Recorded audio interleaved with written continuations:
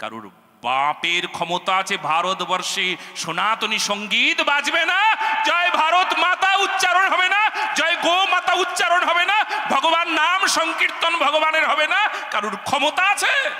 আমরা কখনো গোমাতার প্রতি এই এক তিল অত্যাচার হোক এটা চাই না।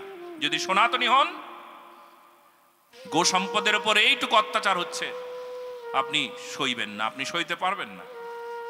আমরা চাই ভারতবর্ষ থেকে গো হত্যা একেবারে বিলুপ্ত হয়ে যাক। যেখানে যেখানে গো হত্যা হচ্ছে, গো হত্যার কারখানাগুলো বন্ধ হয়ে যাক অচিরেই। এটা আমরা সকল সনাতনীদের একদম একান্ত দাবি।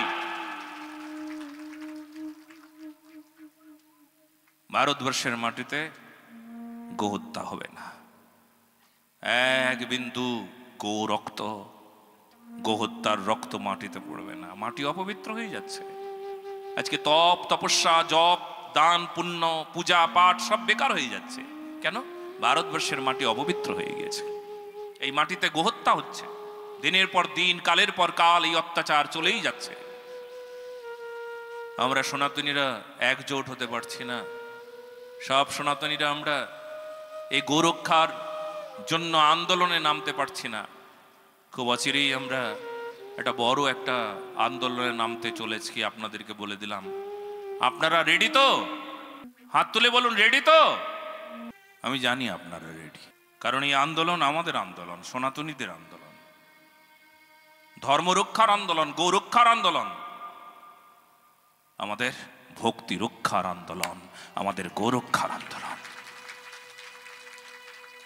তবে খুব তাড়াতাড়ি এটা হতে চলেছে। সনাতনী বোর্ড নির্মাণ হচ্ছেন। সনাতনী বোর্ড নির্মাণ হলে আর আমাদের এই যে বর্তমান যে পরিস্থিতি, নানা প্রকার সমস্যা দেখবেন। আমাদের পশ্চিমবঙ্গের সংবাদ শুনেছেন, কত কত স্কুলে সরস্বতী পুজো করতে দেবে না, নানা প্রকার বাধা। আমি বেরিয়ে গিয়েছিলাম, জানেন আপনারা, মশাল জ্বালিয়ে নবদ্বীপে হাজার হাজার সনাতনীকে এক করে সবাই মিলে বেরিয়ে গিয়েছিলাম, রাজপথে নেমেছিলাম আমরা সেই দিন।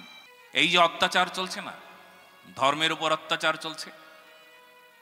আজও আপনারা যেখানে সংখ্যায় আপনারা লঘু না, সেখানে আপনাদের উপর অত্যাচার হয়। আমি আজকে শুনছিলাম, বলে এখানে মাইক বাজাতে দেবে না, আমাদের মন্দিরে পূজা হবে, মাইক বাজানো যাবে না, এরকম নাকি একজন বলছিল আজকে। মাইক বাজাতে দেবে না। কারুর বাপের ক্ষমতা আছে ভারতবর্ষে সনাতনী সঙ্গীত বাজবে না, জয় ভারত মাতা উচ্চারণ হবে না, জয় গো মাতা উচ্চারণ হবে না, ভগবান নাম সংকীর্তন ভগবানের হবে না। কারুর ক্ষমতা আছে?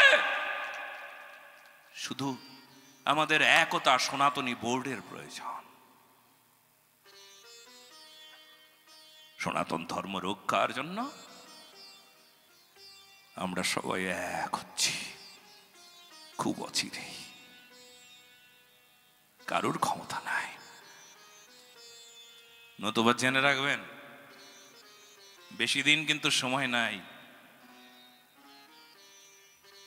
এক পক্ষ যে হারে বংশ বিস্তার করে, আর সনাতনীরা হাম দো হামারে দো বলতে বলতে তারা একেবারে সংকীর্ণ হয়ে গেল, একদম নিচের দিকে নেমে যাচ্ছে। আর এক পক্ষ তারা, সময় এসেছে কিন্তু ধর্ম রক্ষার সময় এসেছে। এই ধর্ম রক্ষায় যদি সবাই একভাবে ঝাঁপিয়ে না পড়ি, তাহলে আমাদের অস্তিত্ব বিলুপ্ত হয়ে যাবে।